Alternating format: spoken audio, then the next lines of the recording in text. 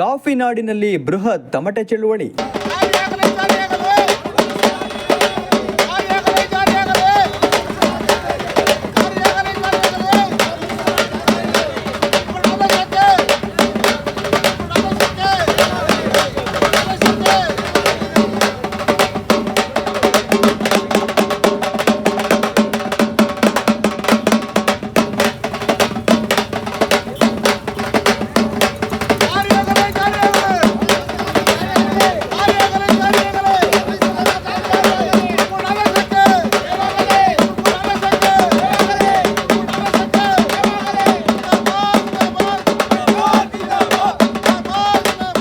ಪರಿಶಿಷ್ಟ ಜಾತಿಯೊಳಗಿನ ಉಪಜಾತಿಗಳಿಗೆ ಒಳ ಮೀಸಲಾತಿ ಕಲ್ಪಿಸಲು ಸಂವಿಧಾನಬದ್ಧವಾದ ಅಧಿಕಾರ ಇದೆ ಎಂದು ಸುಪ್ರೀಂ ಕೋರ್ಟ್ ನೀಡಿರುವ ತೀರ್ಪು ಐತಿಹಾಸಿಕವಾಗಿದ್ದು, ಈ ತೀರ್ಪನ್ನು ರಾಜ್ಯ ಸರ್ಕಾರ ತಕ್ಷಣವೇ ಅನುಷ್ಠಾನಗೊಳಿಸುವಂತೆ ಆಗ್ರಹಿಸಿ ಕರ್ನಾಟಕ ದಲಿತ ಸಂಘರ್ಷ ಸಮಿತಿ ಕಾರ್ಯಕರ್ತರು ಚಿಕ್ಕಮಗಳೂರಿನ ಆಜಾದ್ ಪಾರ್ಕ್ ವೃತ್ತದಲ್ಲಿ ತಮಟೆ ಚಳುವಳಿ ನಡೆಸಿದರು.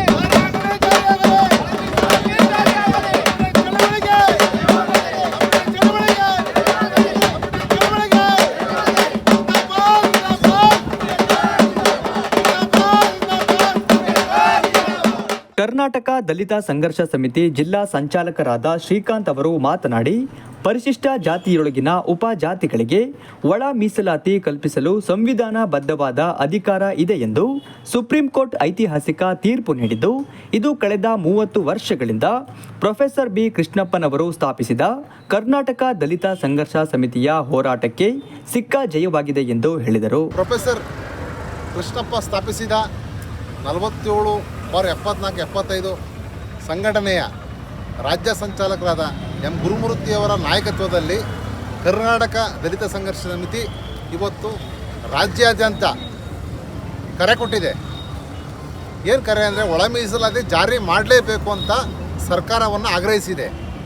ಈ ಒಳ ಮೀಸಲಾತಿ ಏನು ಆಗ್ರಹಿಸಿದೆ ನಮ್ಮ ಕರ್ನಾಟಕ ದಲಿತ ಸಂಘರ್ಷ ಸಮಿತಿ, ಕಳೆದ 30 ವರ್ಷಗಳಿಂದ ಕೃಷ್ಣಪ್ಪ ಸ್ಥಾಪಿಸಿದ ಸಂಘಟನೆ ಈ ಒಂದು ಒಳ ಮೀಸಲಾತಿ ಹೋರಾಟವನ್ನು ಮಾಡ್ಕೊಂಡು ಬರ್ತಾ ಇದೆ. ಈ ಒಳ ಮೀಸಲಾತಿ ಹೋರಾಟ ಏನು ಮಾಡ್ಕೊಂಡು ಬರ್ತಾ ಇದೆ ನಮ್ಮ ಸಂಘಟನೆ, ಈ ಒಳ ಮೀಸಲಾತಿ ಜಾರಿಯಾದರೆ ಪರಿಶಿಷ್ಟ ಜಾತಿಯ ಎಲ್ಲ ಸಮಾಜಕ್ಕೂ ಸಹ ಸಾಮಾಜಿಕ ನ್ಯಾಯ ಸಿಗುತ್ತೆ. ಪರಿಶಿಷ್ಟ ಜಾತಿಯಲ್ಲಿ 101 ಜಾತಿ ಇದೆ. ಈ 101 ಜಾತಿಗೂ ಸಹ ಸಾಮಾಜಿಕ ನ್ಯಾಯ ಸಿಗಬೇಕು ಅಂದರೆ ಸದಾಶಿವ ಆಯೋಗ ಒಳ ಮೀಸಲಾತಿ ವರ್ಗೀಕರಣ ಜಾರಿ ಆಗಬೇಕು. ಹಾಗಾಗಿ ಮಾನ್ಯ ಸುಪ್ರೀಂ ಕೋರ್ಟು ಕಳೆದ 30 ವರ್ಷಗಳ ಚಳುವಳಿಯನ್ನು ನೋಡಿ ಮೊನ್ನೆ ಆಗಸ್ಟ್ 1ನೇ ತಾರೀಕು ಜಾರಿ ಮಾಡಿದೆ. ಒಳ ಮೀಸಲಾತಿಯ ಅಧಿಕಾರವನ್ನು ರಾಜ್ಯ ಸರ್ಕಾರ ಕೊಟ್ಟಿದೆ ಸುಪ್ರೀಂ ಕೋರ್ಟ್ 7 ಬೆಂಚು. ಹಾಗಾಗಿ ಈ ನಮ್ಮ ಕರ್ನಾಟಕ ರಾಜ್ಯ ಸರ್ಕಾರ, ಕಾಂಗ್ರೆಸ್ ರಾಜ್ಯ ಸರ್ಕಾರ ಕೂಡಲೇ ಸುಪ್ರೀಂ ಕೋರ್ಟ್ ಆದೇಶ ಕೊಟ್ಟಿದೆ. ಆ ಆದೇಶವನ್ನು ನೀವು ಮಾನ್ಯ ಮುಖ್ಯಮಂತ್ರಿಗಳು, ಹಿಂದುಳಿದ ವರ್ಗದ ನಾಯಕರಾದ ಸಿದ್ದರಾಮಯ್ಯವರು ಕೂಡಲೇ ನೀವು ಜಾರಿಗೊಳಿಸಬೇಕು ಅಂತ ನಾವು ಕರ್ನಾಟಕ ದಲಿತ ಸಂಘರ್ಷ ಸಮಿತಿಯಿಂದ ಆಗ್ರಹಿಸ್ತೇವೆ. ಏನು ಈ ಒಂದು ಹೋರಾಟ 30 ವರ್ಷಗಳಿಂದ ದೀರ್ಘವಾಗಿ ನಡೀತಾ ಬಂದಿದೆ. ಈ ಒಂದು ಹೋರಾಟಕ್ಕೆ ನಮಗೆ ಜಯ ಸಿಕ್ಕಿದ್ದು ಮಾನ್ಯ ಸುಪ್ರೀಂ ಕೋರ್ಟ್ನವರು ಕೊಟ್ಟಂಥ ತೀರ್ಪು.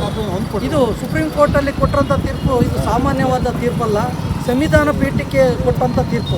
7 ಜನ ಮುಖ್ಯ ನ್ಯಾಯಮೂರ್ತಿಗಳು ಮುಖ್ಯ ನ್ಯಾಯಮೂರ್ತಿಗಳು ಕೂಡಿ ಈ ಒಂದು ತೀರ್ಪನ್ನು ಕೊಟ್ಟಿರುವಂಥದ್ದು.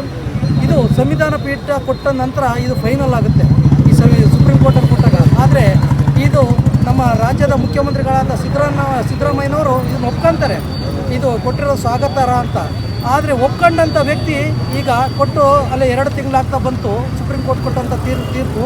ಆದರೆ ಇನ್ನೂ ನಮ್ಮ ವಿಧಾನಸಭೆಯಲ್ಲಿ ಇದನ್ನು ಮಂಡನೆ ಮಾಡಿಲ್ಲ.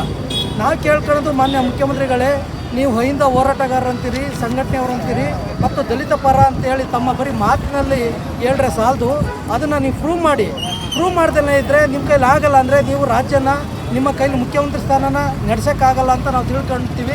ನೀವು ರಾಜೀನಾಮೆ ಕೊಟ್ಟು ಹೋಗ್ಬೋದು ಹೊರಗೆ ಅಂತ ನಾವು ಕೇಳ್ತೀವಿ. ಚಳುವಳಿಯಲ್ಲಿ ಮಂಜಣ್ಣ, ರಮೇಶ್, ಎನ್ಆರ್ ಪುರ ರಾಮು, ಲತಾ, ಪವಿತ್ರ, ಗೋವಿಂದ, ನವೀನ್, ಅಣ್ಣಯ್ಯ, ಲಕ್ಷ್ಮಣ್ ಹಾಗೂ ಇನ್ನಿತರರು ಭಾಗಿಯಾಗಿದ್ದರು.